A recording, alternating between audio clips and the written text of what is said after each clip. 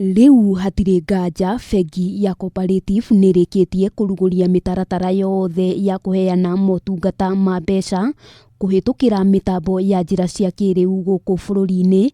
Amemba a bengi ino riu makihuthirio wira wa guthie kwara raini bengi-ini.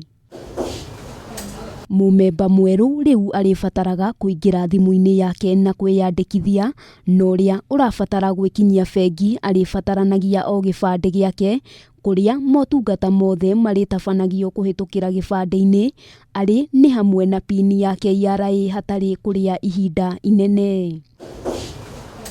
Bengi ino ikoretwo igithie na mbere na gwika wega ona thengia wa kugumirwo ni murimu wa COVID-19 na gukinyiria riu ni igite keheri kigina gia ciringi bilioni 46 iria igukorwo ikihuthika ta ngombo kuri amemba aria mahinyiriirio ni COVID-19 gukirikana marihi ma ngombo ici ni mabacirire. Undu uyu ni ugukorwo ukihuthia wira wa customer na njira nene, kuona ona ni uratema itemi nene hari kurigiriria gutherema gwa COVID-19, kuona muhatikano ni ukunderete bengi-ini ta uria ministry ya ugima wa mwiri ikoretwo igiteterithia.